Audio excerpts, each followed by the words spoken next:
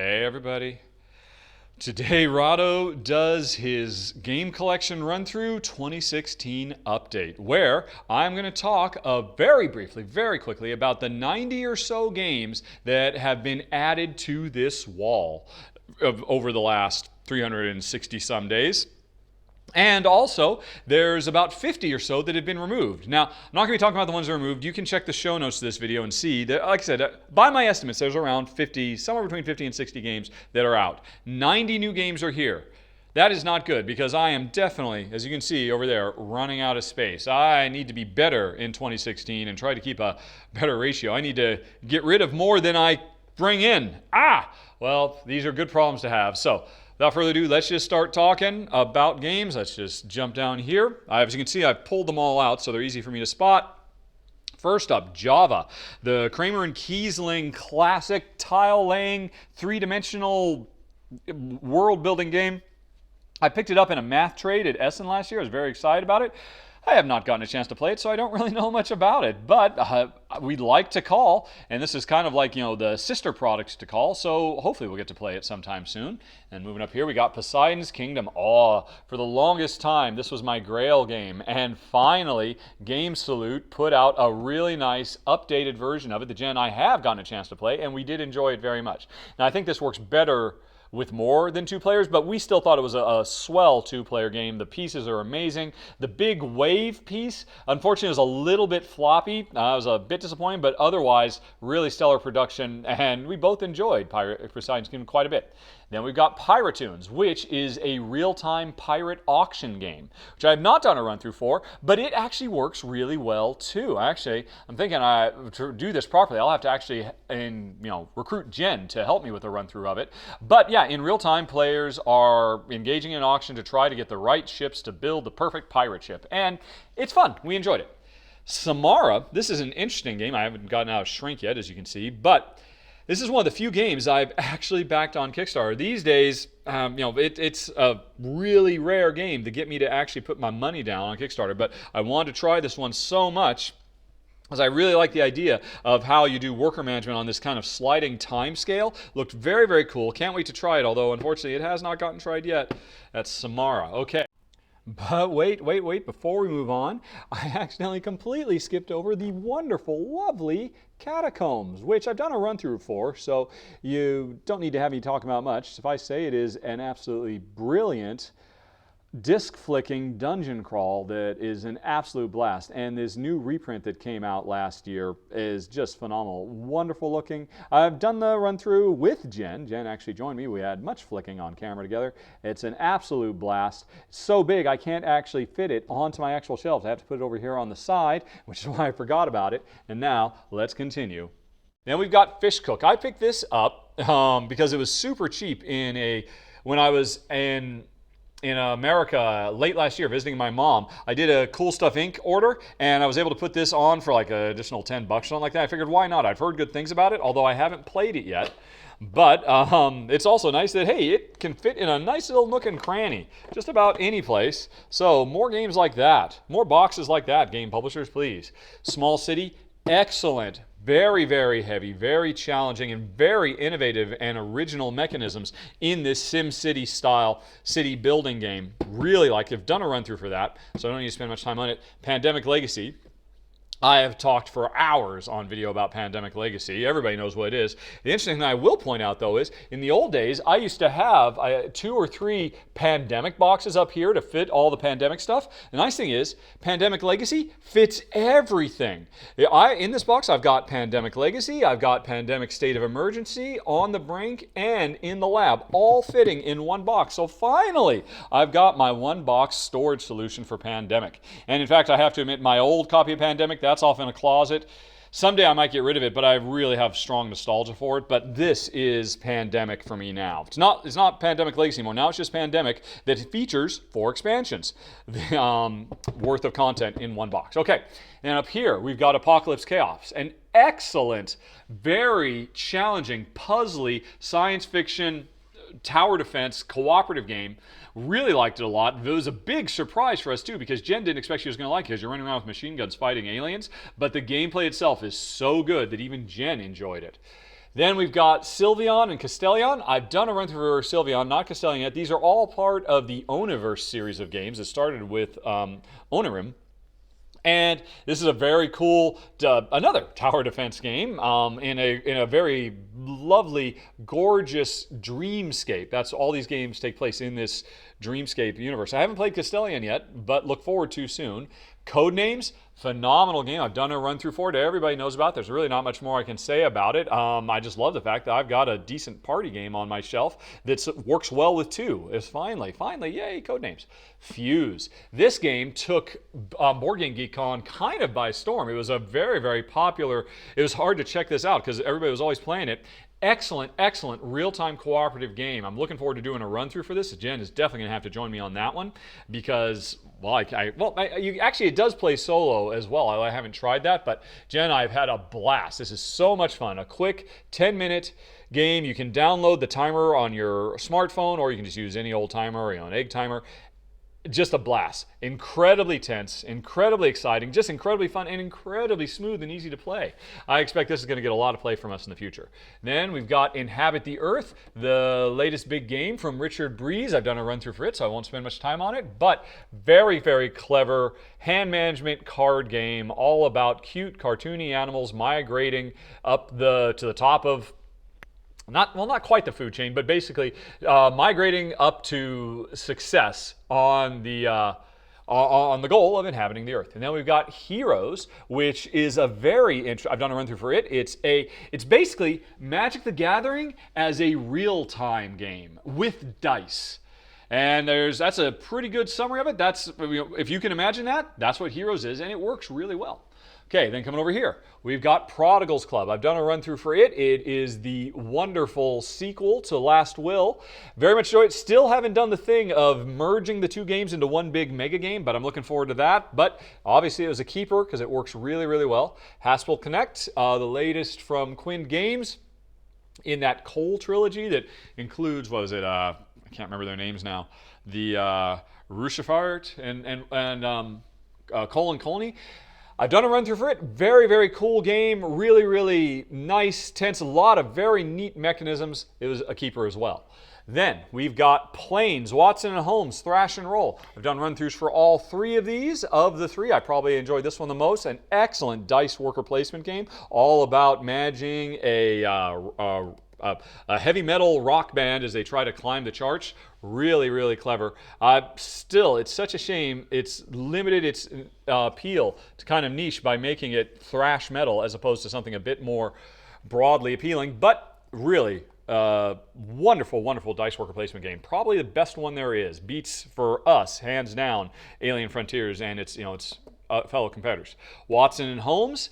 It's a nice game. It's not really that great with two. I really look forward to, if we ever get some people over who might be interested in playing it, trying to play it with a bigger player count, because it's basically Sherlock Holmes Consulting Detective as a competitive game, which is a very interesting idea. But the competition in a two-player game is really almost kind of non-existent. I suspect it'd be much better with more. But still, the writing and the cases, they're really, really well done. Planes, very neat kind of semi-abstract Moncala game, all about families trying to navigate a very busy airport terminal, getting on the right plane at the right time and meeting other objectives like having a meal and doing some shopping and whatnot. It's a really clever game. I doesn't get as much praise as it should. Jen, I definitely enjoyed it and have kept it. Alrighty. Isle of Skye. Oh, this is really good. I think this made if I remember right, I'm pretty sure this is in my top 10 of the year. A wonderful tile laying, what would you call it? Well, you can see my run through, but it's a beautiful game where you're actually trying to build up your own area in the Isle of Skye, from chieftain to king in the Scottish Highlands, and it's just got so many really wonderful mechanisms. Easily, like I said, I'm pretty sure it was in my top 10. Really liked it a lot. Then we've got Gold West and Tiny Epic Resort. I'm really excited. I just got contacted by Ben. Ben Harkins? Is that right? Oh, no. Where is his name? Oh, I'm forgetting your name. I'm pretty sure it's Ben of Floodgate Games. He didn't put his name on the box. Well, Good for him, I suppose. Although it leaves me high and dry. But anyway, I got contacted by the designer of this the other day. Oh, it's driving me nuts. Ben, did you put your name on Legacy? Oh, come on. Oh, come on. I do not see. Wow. So, this designer, whose name I am almost positive is Ben, just is so humble, he does not put his name on the box anywhere. Go figure. Anyway. He contacted me. He's going to be sending me the expansion for it because this is a really clever, very fun deck builder that, like many deck builders, really needs more cards. So I believe that's going to be going on Kickstarter, so you can look for that in the future. I cannot wait to play some more with a whole bunch of new stuff in the Epic Resort. Gold West, an excellent game. I am shocked I have not done a run-through for this yet. I mean, I feel like I've had this game forever because at BGG-Con, was it 2 years ago, they gave me a prototype of it, and I took it home, and I had every intention of filming it, but then they said, no, wait until the final comes out, and then I didn't get a final copy, and so I've had Gold West for a long, long time. It's a really, really sharp, clever game, Euro-style resource management territory acquisition game in the Old West. Really enjoyed it a lot. I mean, someday I'll do a run-through for it, I'm sure. It's really rock-solid stuff, though. And then we got Kraftwagen, Matthias Kramer's big game from last year, revisiting the gameplay concepts he introduced, or not introduced, but used in Glenmore. Glenmore was in the Scottish Highlands. Now we are in the early days of the German automotive industry. Very sharp game. Again, I've done a run through, so I'm not going to spend much time on it, but we really enjoyed it quite a bit. Then we've got Trombon, a two-player only card game about building rail networks in, I forget which city it is, Munich, I think? I forget which German city. Really clever game, very fast playing. Definitely a keeper, a wonderful, two-player style card hand management game. Celestia, we have not played yet, and I have to admit I'm really kind of nervous of whether it's going to be a good two-player game because this is a remake of a game called Cloud9, which originally you needed at least 3 players to play. They've reprinted it, they've made a really gorgeous production, and now it supports 2, but I always worry how well it will support 2. Now we've got Daxu, which is a clever two-player only game. Jen and I liked it, but we didn't love it. I'll be doing a run-through for it before too long, actually, so you can hear more there. We thought it was very clever, just really, I guess, not quite our kind of game. Automania. This is an excellent, excellent automotive industry, modern-day automotive industry game. Kind of like, well, if you really wanted to play Kanban, but it seemed too heavy for you, you might want to give this a try because it's much more approachable. It's a Gateway Plus style game. A lot of really clever stuff from the designer of Escape. Really nice stuff. We really enjoyed it. And then we've got over here Queen's Architect, which also, this one was another in my top 10 of the year. Excellent, excellent game. This is a clockwork puzzle of a game, and it's really interesting too. If for no other reason, I definitely want to keep it around because every time we've played, I've won. And that's almost never the case. Jen almost always wins, but for some reason, my brain works better with the puzzle of this game than hers. So it's a real keeper for us, and we just enjoy it to bits anyway. Then down here, we've got Rattle Battle Grab the Loot and Space Cadets Away Missions. I'm surprised we enjoyed Space Cadets Away Mission so much because it's definitely very much an Ameritrashy style game, just waves of bad guys, little plastic miniatures you have to fight off by rolling tons and tons of dice. But the dice system in that game is really clever and gives you a lot more interesting decisions than your average, oh, I run up to you, you run up to me, I roll my attack dice, you roll your defense dice, whoever rolls better wins. There's a lot more interesting stuff that goes on, and we really enjoyed it quite a bit. Rattle Battle Grab the Loot. Now this is an interesting one. This is I was almost going to say polarizing game, but I think for the most part I've seen very few people who like it. But Jen and I, we actually really enjoyed it. We've only played it once. Need to play it a couple more times, but our first play, we thought it was a hoot. Just a fast, quick, hour-long game. I mean, heck, maybe that's the problem. Maybe with more players it gets to be too long. But, I mean, as for us as a two-player game, we thought it was a blast. A really fun, clever game of rolling dice to represent pirate naval combat, but the thing we love about it is it's not pirates attacking each other, it's pirates racing against each other to grab all the booty off all the ships that are on the board. Really nice, really clever, gorgeous production. I imagine I'll be doing a run-through for it eventually. For Rattle, Rattle, Grab the Loot, then we slide over here. Elysium was another top 10. I think it was my number 3 best game of the year. Amazing game. I've done a run-through for it. Wonderful, wonderful. So full of incredibly tough, tense, just agonizing decisions, but delicious decisions. Absolutely adore it. Well worth the number 3. I can't imagine getting rid of this thing anytime soon. I hope for more, but even still, what's in this box is going to give us a lot of life for a long time. Right next to it, Shakespeare from Star Games, an excellent Euro style. Let's put on a show, everybody. Gathering together all the resources, hiring the right artisans and craft people, training your actors, getting your play just right so you can put on the best Shakespearean play possible. And at the core of it is this brilliant action selection system where where everybody does a blind bid to see who goes first. The more they bid, the more they get to do, but the later in turn order get to go. It's such a simple thing, but it works so well. It's really very sharp and gorgeous. This might be, actually, I think these 2 games are probably the 2 most gorgeous games of 2015 in terms of their art and their overall presentation. Lovely. Then we've got Simurgh, which is a very cool worker placement game set in a world of dragon riders. You can almost imagine this as Dragon Riders of Pern, the board game. And what's interesting about it is it's a worker placement game where players are building the board for worker placement, and not in a Kalis style way, because it's very fluid. The board is constantly changing, constantly evolving. Every round there are new opportunities, because putting your workers on the board represents exploring new unseen lands, and so new land is always popping up to be able to explore, and it is really clever. There's a lot of neat stuff in it. We very much enjoyed it. Simurgh. Then we got Favor of the Pharaoh, which is a remake of the Court the King, I think, from Tom Lehman, designer Tom Lehman. Excellent game. I've done a run through for it. It's just all about rolling tons and tons and tons of specialized dice, trying to get the best hands to recruit the right people in the hierarchy of ancient Egypt. A lot of fun, very enjoyable. Favor of the Pharaoh. Sherlock Holmes, of course, this has been around since the early 80s, but we finally got a chance to play it this year. Actually, the first time we tried to play it, Jen did not like it at all, and somehow because it's not really a game, it's more of an interactive storytelling exercise where players work together and you just kind of sit around and read and plan and come up and try and figure out the right clues that'll lead you to the right place to solve the murder. And but when we played it a second time, and then we played it a third time, because we did actually a live playthrough this live on the internet on YouTube, we've really come to like it, and now hopefully someday we'll be able to make the time to get through all the different missions that come with it, because we very much enjoyed it. Then, here's another top 10, Signori. Wonderful dice game. Let's see.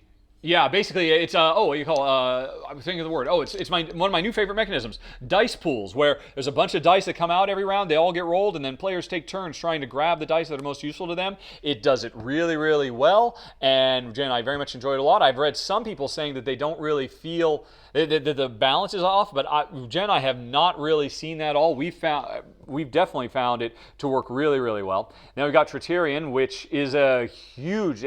This might be a little bit too heavy for us. I did a run through for it when it was on Kickstarter, and I said at the time that this might be a little too heavy for us. I've got the final version. It's still in shrink. I haven't opened it yet. I'm looking forward to trying it again, seeing if they.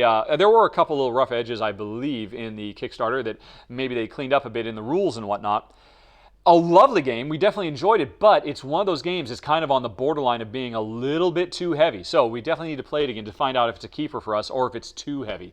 Like, for instance, Madeira, I think I've gotten to the point where I am going to be getting rid of this in 2016 because it is too heavy for us to make it to. Zangguo is right on the edge. Venios, well, I'm going to be getting the new version of Venios, which I'll probably get rid of this as well. But that's for I'll talk about that in the next video in 2017 when we find out which of these I did get rid of. But really love it. It's a Victorian era magicians trying to put on the best show, much like Victorian era playwrights are trying to put on the best show. Now you're magicians, and it was an excellent game, just maybe a bit too heavy. Spirits of the Rice Paddy. This is from designer Phil Duberry. It's an excellent, very clever farming simulation set in Thailand, if I recall correctly, or Bali. I think it was in Bali, where the rice paddies that you are trying to grow rice on are constantly flooding and emptying out. But it's under your control. You are having to raise and lower the water levels so you can manipulate your crops in a way that kind of emulates the reality. I know this is very much inspired by how they do work rice paddies. But then it adds a healthy dollop of spirits because you call upon all these Balinese spirits to help you and make the weather go your way and all kinds of stuff. Really neat game. We liked it a lot. Then we got this a gorgeous, lovely little fun micro game for 2 players. Eminent Domain Microcosm, 2 players, 10 minutes, the entire cosmos. That sums it up. I've done a run through for it. You can learn more about it there. But definitely a keeper, which is saying something because this is very much an in-your-face, head-to-head kind of thing. But Jen, I still enjoy it anyway. Eminent Domain Microcosm. Then we've got Siberia. I have yet to play this. Last year, at some point, I did do a run-through for Siberia, the card game, which we like a lot. So much so that we decided to go back. Normally, it's the other way. You like Siberia a lot? Well, okay, I'll try the card game. We like the card game so much, I've now gotten a copy of its big brother, the full game. Obviously, it's still in shrink. Haven't played it yet, but I'm really looking forward to it because Rainer Stockhausen is on a roll. Orléans is amazing, and I'm looking forward to trying Siberia. Then we've got Voyages of Marco Polo and the Staufer Dynasty.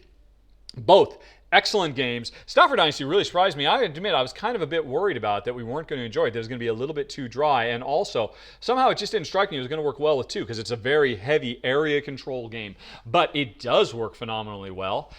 Marco Polo is a really great dice worker placement game. Not quite as good as Thrash and Roll, which is, as far as I'm concerned, the best dice worker placement game of all time. But this is a really, really good one from the designers of Tzolk'in. We enjoyed it quite a bit as well. I've done run-throughs for both, so that's all I need to say about either of them. See, there are none of those. And then we come over, oh, nothing up there. And then we come over here. Here's Grand Austria Hotel. This is another dice drafting, a dice pool game that that works fantastically, phenomenally. Ultimately, we found Signori and its mechanisms a little bit cooler, but Grand Austria Hotel was still incredibly cool too. This also made my top 10 of the year, which just goes to show how much Jen and I have instantly fallen in love with dice drafting as a gameplay mechanism. And in this game, you run your Austrian hotel trying to get the right clients into the right rooms at the right time. Very sharp, very clever game. You can check out my run-through for more. Then we got some little guys. Here's Tiny Epic Galaxies, the follow-up to the excellent Tiny Epic Defenders, which is right there, right next to it. Wonderful game. I've done a run-through for it. It was on Kickstarter. Great little, not really quite a 4X in a little tiny epic scale, but it kind of captures the feel of that kind of game in a very, very fast, fluid, dice, fun. I mean, this game is really catching on. People are loving Tiny Epic Galaxies, and so do we.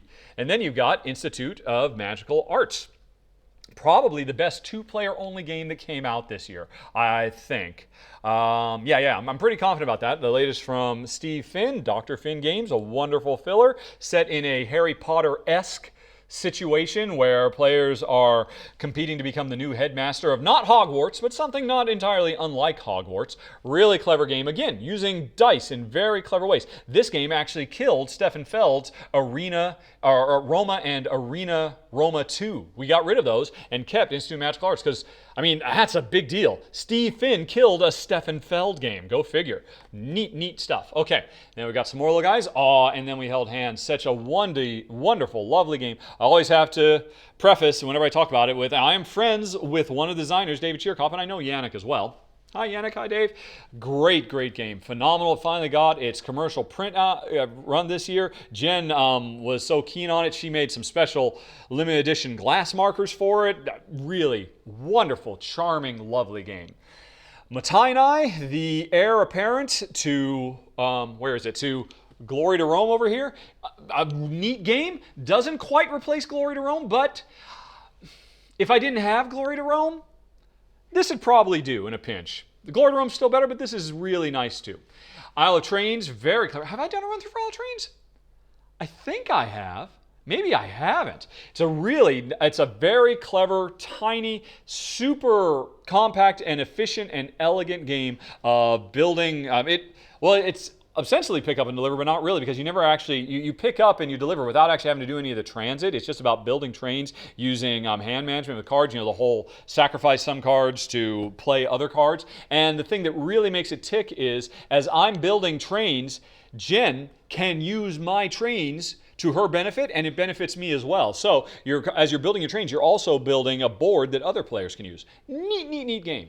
Valley of the Kings, and this is actually Valley of the Kings Afterlife. The Valley of the Kings and its sequel, Afterlife, both fit in one box. So there's 2 games in here, and it's a very neat deck builder with a really clever collapsing pyramid card draft system. And like a few other deck builders we've seen recently, it has this central idea of you spend the first half of your game building your deck up, and then you spend the last, the last act, the first 2/3 of the game building up, and then the last act tearing your deck apart to score points. Neat, fun stuff. Helionox was a very clever, what would you call it? You can play it cooperatively or competitively. It is a deck builder as well, all about a science fiction future where mankind occupies pretty much all of the solar system, and you're running back and forth fighting problems that are plaguing mankind while also trying to score points. Neat game. I've done a run through for it. You can check it out there. 101 is a very clever, very simple little one-on-one game where it's an abstract game, but it kind of doesn't capture the reality of programming, but it kind of captures the feel of old school programming where players, the board is, a kind of a DOS prompt where there's lines 10, 20, 30, 40, 50, and players are trying to play their cards to each line of code so that they can own different lines of code, and there's special powers like go to and I don't think, was there rem for remark? But it was a really clever game. We really liked it a lot. It tickled both our fancies. And also from the same designer, Matcha, which I have not played yet, but supposedly this is a lovely little abstract game that works really well. It is all about Japanese tea time, putting on tea ceremonies. Supposedly a very good game of blocking and bluffing, but I haven't gotten a chance to play it yet. Okay. Then we've got Bretagne, which I should have a run through for that coming pretty soon. This is a very, very cool game about building lighthouses, worker placement style game. And, well, actually, there's more than that. There's a bunch of stuff that's going on in this game. But the thing that's most interesting about it is pretty much nobody builds a lighthouse by themselves. So everybody is contributing to building the same lighthouses and trying to be the most influential. So there's a lot of tension, but I should warn you, this game is rough. It will chew you up and spit you out. It is very unforgiving. One false move in this game, even in the first round, and you could be destroyed. You could be completely out. But very, very clever. Nice gameplay systems and a gorgeous production for Bretagne. Council of Four, I have yet to play it yet. I'm looking forward to it.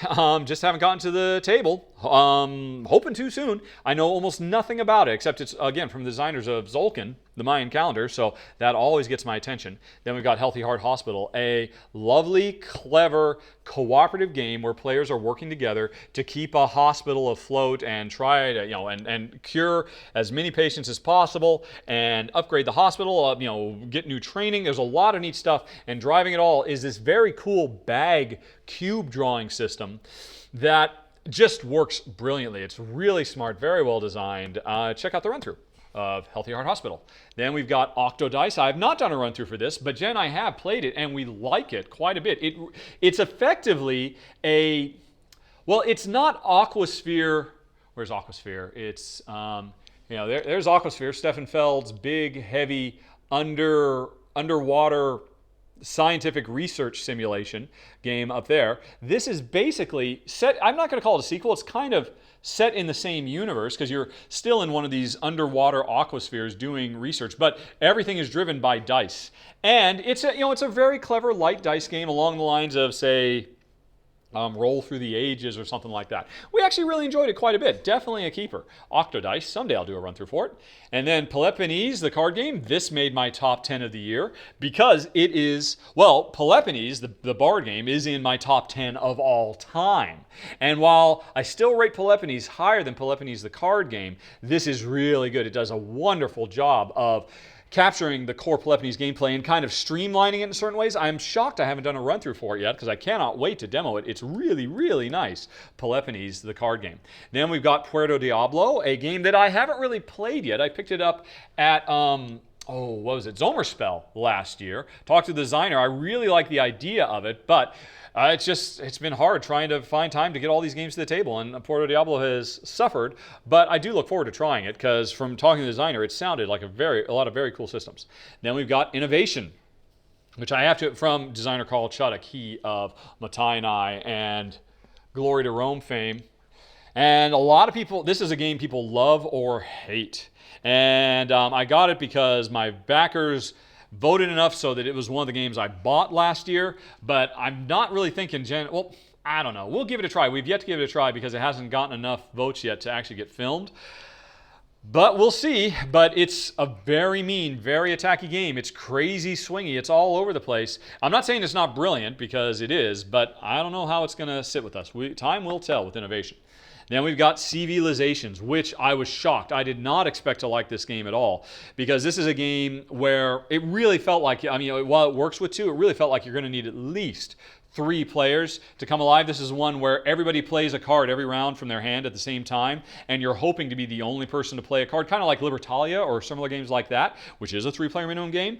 But surprise, surprise, surprise, this game actually worked very well as a 2-player game. Actually, if I recall correctly, it comes with 2 different variants for how you can replicate a 3rd player, and they both worked really well. So this was definitely a keeper, kind of a unofficial sequel to CV. CV, you were building the CV of a person. Here, you're building the CV of a civilization. Wonderful art, good fun gameplay. Hopefully, I'll be running through it soon. Big Book of Madness, excellent cooperative deck builder.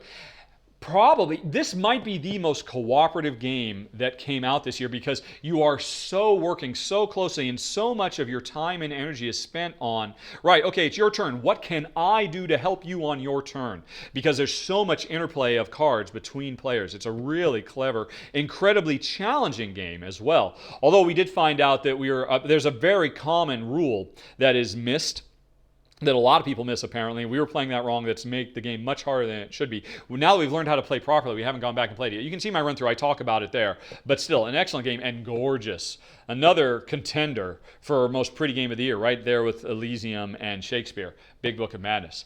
Super Motherlode, another wonderful deck builder. This one, kind of captures the feel of old school arcade games like Dig Dug, specifically Dig Dug, or Lode Runner, where you are building a deck of cards that represents your Martian mining industry operation, and the board itself is, it looks like Dig Dug on your table as you're digging deeper and deeper and deeper and trying to find rare minerals and play the right cards at the right time. Really clever game. Kind of came out of nowhere, Super Motherlode.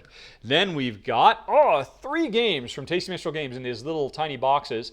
Harbour, Bottlecap Viking, Cthulhu Realms. I've done run-throughs for Cthulhu Realms and Harbour, both excellent games. Cthulhu Realms is effectively the non-official sequel to Star Realms, and for my money, this game is much, much better. This is Star Realms 2.0, and it really kind of kills Star Realms. It's so cool, and the art's so great. So great that even though it's an attacky game, Jen and I kept it. So that's a testament to how good it is. Harbour is a wonderful Le Havre, the card game style thing. Really clever, very constantly changing dynamic market that really keeps you on your toes, and to be able to succeed, you have to be very, very attentive to what you think your opponents are going to do, and not play for the market that's on the board right now, but play for the market that is going to come out, that you can see is evolving to. Really neat stuff. And then Bottlecap Vikings, I haven't done a run through for. It's another game that seems like anybody who has talked about it has been really kind of dismissive of it, but Jen and I, we thought it was actually pretty cool. We played as a 2-player game and a 3-player game. The entire game is just a little tiny rondel about the size of a bottle cap, the center of the rondel, hence the name Bottlecap Vikings, and it's just a quick, clever, fast filler that just works. Someday I'll do a run-through and show you, but we really enjoyed it, enough to keep it.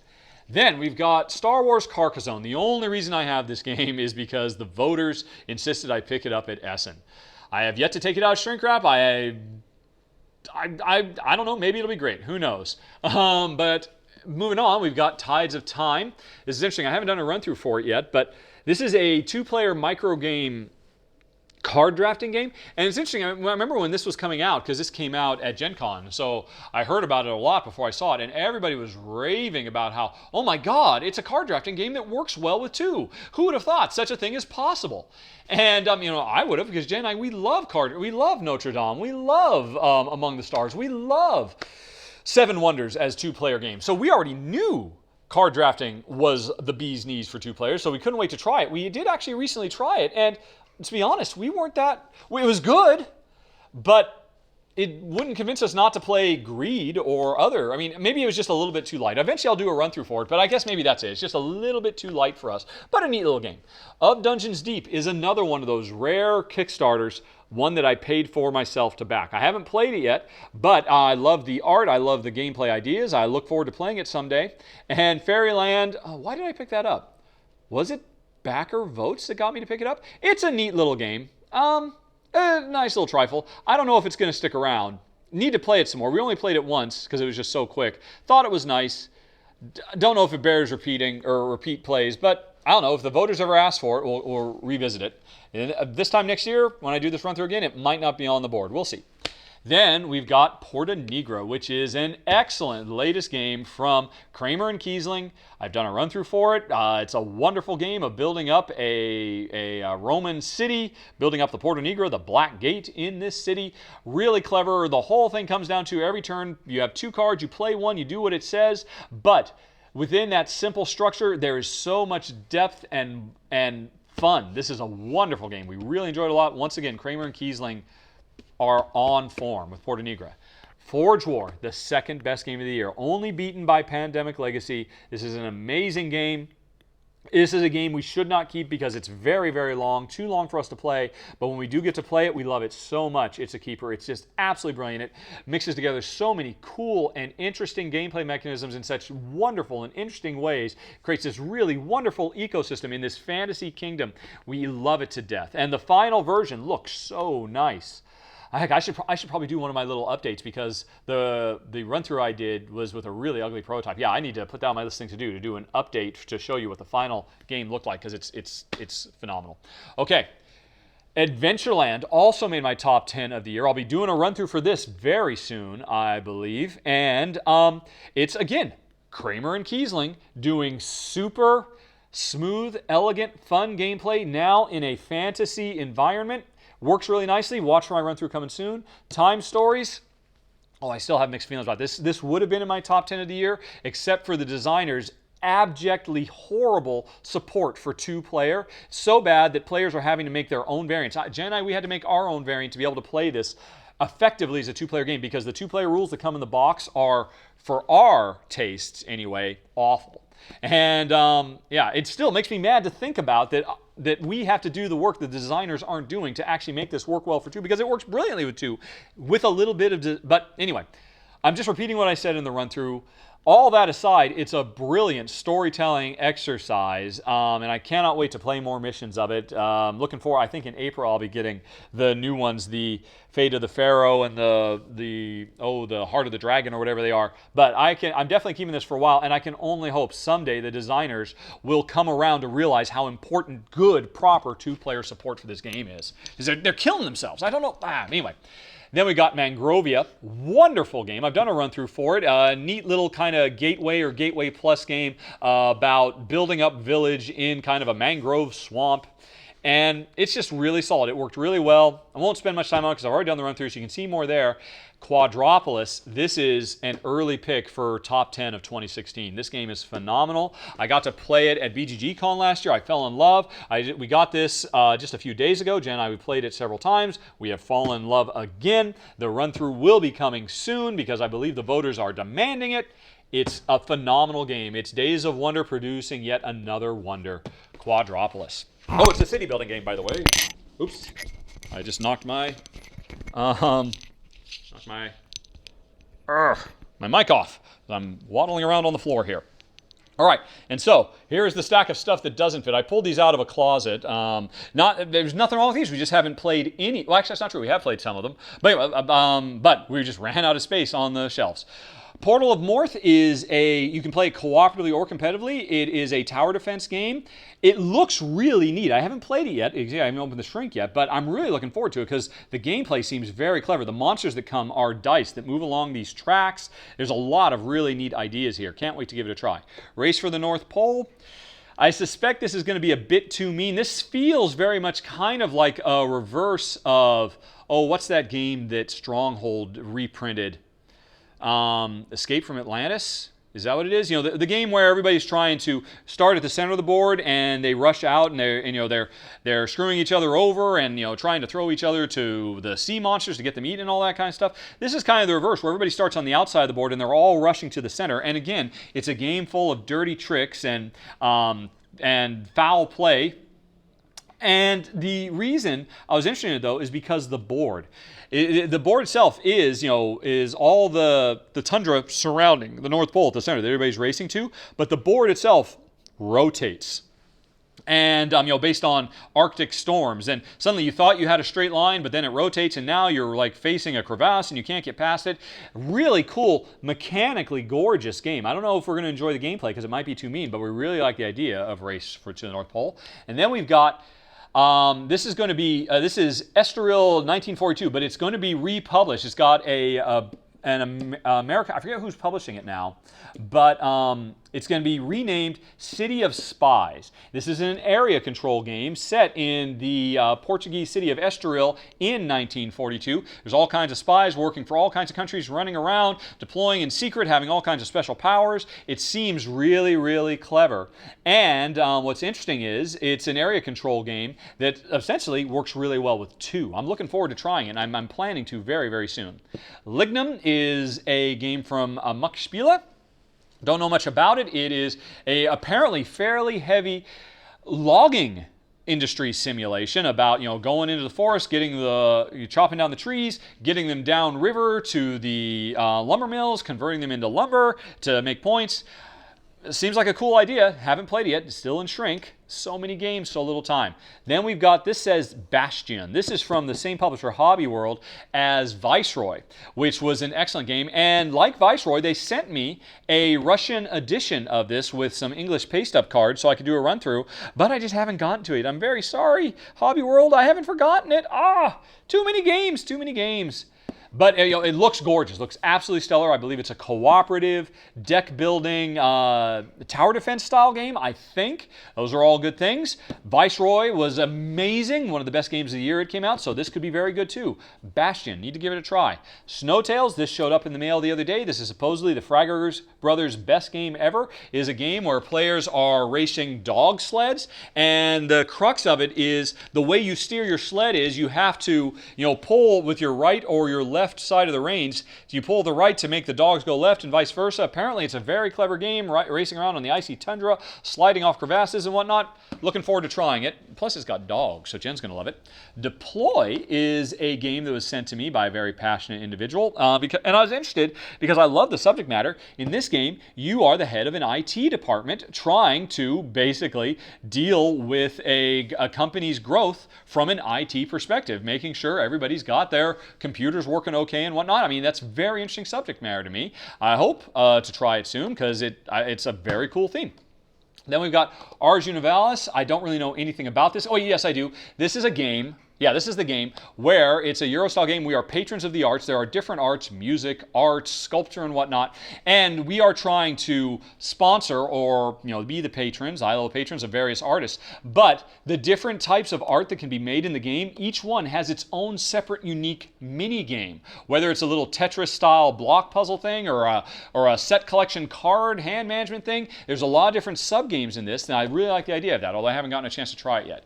Antarctica is a game set in the future as you're setting up research bases in Antarctica. Apparently the entire board is one big rondel, and it's very, very clever, but I haven't tried it yet, and I worry that this will not work very well with two. I've read the rules, and I don't have a good feeling about it, but time will tell. Maybe it'll be great.